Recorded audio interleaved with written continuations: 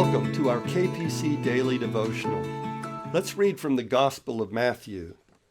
This is chapter 18, and we'll start at verse 14. It is not the will of your Father in heaven that one of these little ones should be lost. If another member of the church sins against you, go and point out the fault when the two of you are alone. If the member listens to you, you have regained that one. But if you are not listened to, take one or two others along with you, so that every word may be confirmed by the evidence of 2 or 3 witnesses. And if the member refuses to listen to them, tell it to the church. And if the offender refuses to listen even to the church, then let such a one be to you as a Gentile and a tax collector. This week, we're reading from my first collection, According to Barclay, Reflections on Life in the Human Pack. For today, interpreter.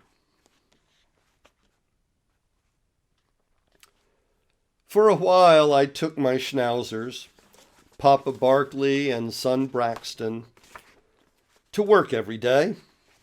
They stayed close to me and dutifully barked whenever anyone entered the building. That was useful in a church where back doors often get left unlocked. The church secretary appreciated my furry burglar alarms. One day, when I went to lunch, it was too hot outside to keep them in the car, so I left the boys in my office.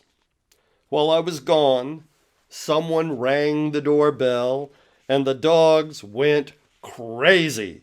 Yap, yap, yap, yap, yap, yap, yap, yap, yap, yap, yap, yap. My secretary could not hear a thing above their barking. She tried to no avail to hear the other person on the intercom and then at the door, but all she could hear was yap, yap, yap, yap, yap, yap, yap, yap, yap, yap.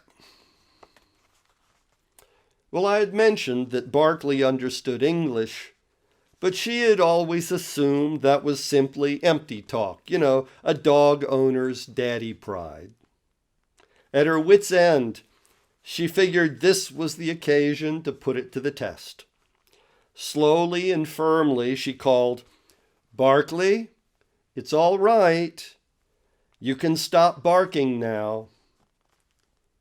To her amazement, immediately Barclay fell quiet. But Braxton, well, she had not directed her remarks to him, so yap, yap, yap, yap, yap, yap, yap, yap. Well, if Barclay understands English, she thought to herself, maybe Braxton does too. So she called, "Braxton, it's all right. You can stop barking now." But Braxton did not know English. Yap, yap, yap, yap, yap, yap, yap, yap, yap, yap. On a whim, my secretary tried something else. "Barclay," she called through the door, "tell Braxton it's all right. He can stop barking now." Barclay then let out one deep, authoritative woof, and Braxton fell silent. True story. Sometimes you need an interpreter. Someone who understands both languages and can be a go-between. I worked as an interpreter for a while myself. I translated theological and medical articles for publication, and I did consecutive, line by line interpreting for American military chaplains in Germany. Also did a stint as a simultaneous interpreter. The guy behind the curtain with headphones and microphone listening to one language while he talks in another.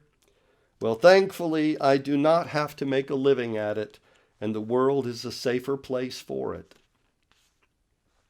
Funny thing, though, how two people can both speak English and still not understand each other. They can use the same words and phrases, and mean completely different things. So they talk and talk, but never really communicate. They get frustrated. And you know what happens? They talk even more, and they talk louder. Yap, yap, yap, yap, yap. Eventually, they stop talking altogether. That's how marriages, friendships, and international diplomacy fall apart. Sometimes we need an interpreter. Somebody who can help us find a common language. Now, an interpreter is not a messenger.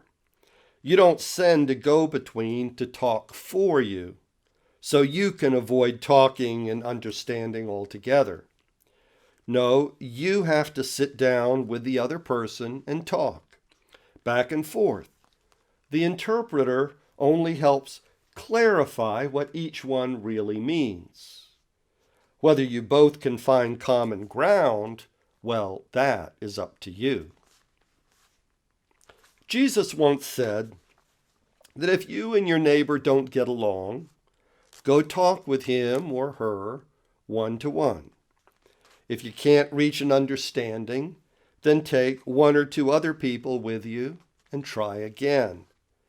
Now, some people think he meant just take along somebody so you have a witness who can attest that you really tried to patch up the relationship, but the other person was irreconcilable. Oh, bad dog.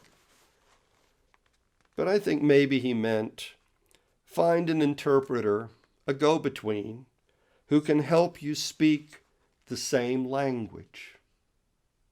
Woof! I wish you a blessed day ahead. Goodbye.